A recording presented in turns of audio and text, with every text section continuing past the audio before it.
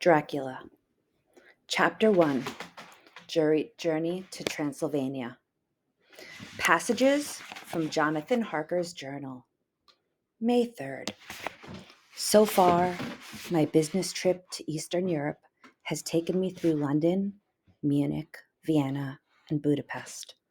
While in London, I visited the library at the British Museum. I found out that Count Dracula lives in the Carpathian Mountains. This is one of the wildest and least known areas of Europe. I read that every known superstition in the world comes from Transylvania, my final destination. If so, my stay there should be very interesting. It was evening when I got to Bistritz. Count Dracula had directed me to go to the Golden Krone Hotel. I was greeted by a cheerful, elderly woman who gave me a letter from the Count. In it, he said that his carriage would meet me at the Borgo Pass tomorrow and bring me the rest of the way. I asked the hotel manager if he knew anything about Count Dracula or his castle. The mention of Dracula's name, both he and his wife crossed themselves. They insisted that they knew nothing at all of the man and refused to speak further. May 4th. Just before I left the hotel, the old lady came to my room. "Must you go?" she asked worriedly. "Do you know what day it is?" "It is the eve of St. George's Day. Tonight, when the clock strikes 12, all the evil things in the world will come out." Then she got down on her knees and begged me not to go. "At least," she said, "wait 1 or 2 days." It all seemed very ridiculous, and I did not feel comfortable. There was business to be done, however. I could let nothing get in the way of it. My employer, Mr. Hawkins, had sent me to deliver some papers to Count Dracula. They were the ownership documents for the London estate he had bought. I told the old lady I must go. Worriedly, she then took a crucifix from around her neck and put it out around mine. "For your mother's sake," she said, and left the room. May 5th. The castle. Yesterday, the trip from the hotel to the castle was quite frightening. When the other coach travelers heard where I was going, they looked at me with pity. Of course, they did not speak English. Looking up some of their strange words in my dictionary, I found out that they meant werewolf or vampire. It was after dark. We got near the Borgo Pass. Then suddenly, a horse-drawn carriage drew up beside the coach. The horses were splendid, black coal animals. They were driven by a tall man wearing a great black hat. His face was hidden. I could only see the gleam of his eyes, which seemed strangely red in the lamplight. I got out of the coach and into the carriage.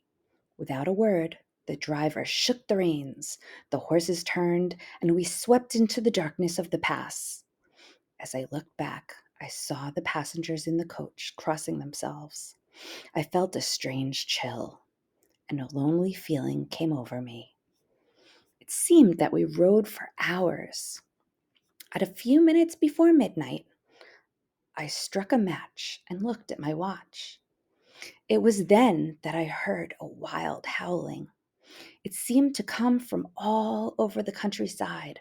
The horses began to strain, but the driver spoke to them quietly. They calmed down. Then the driver jumped to the ground and disappeared into the darkness. A while later, the moon broke through the clouds. I saw around us a ring of wolves with white teeth and lolling red tongues.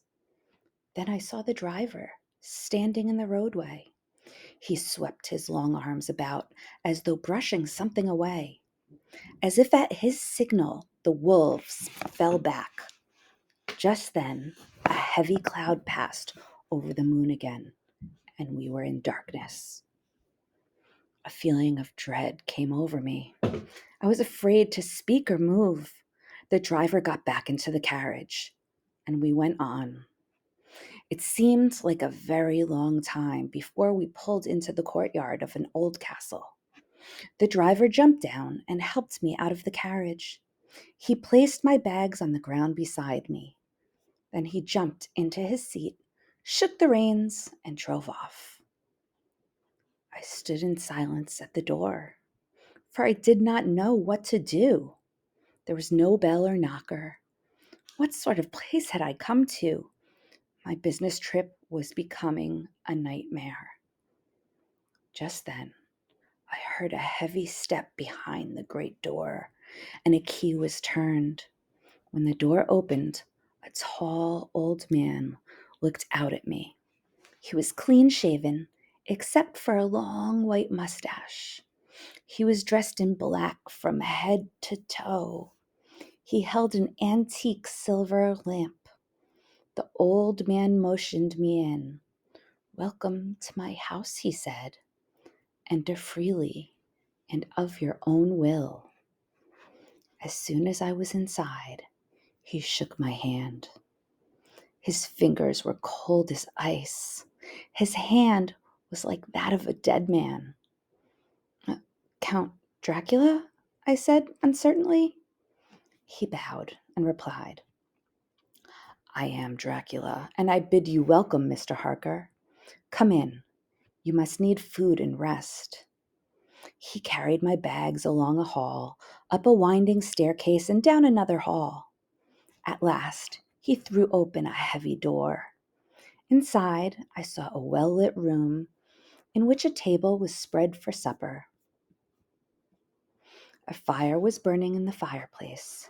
He showed me another room right off this one. It was a welcome sight, for it was a large bedroom with another bright log fire. "I pray you, sir, be seated and have something to eat." "I won't be eating with you, as I have dined already," said my host. After I had finished eating, we spent some time talking. I could not help but notice that his appearance was very unusual.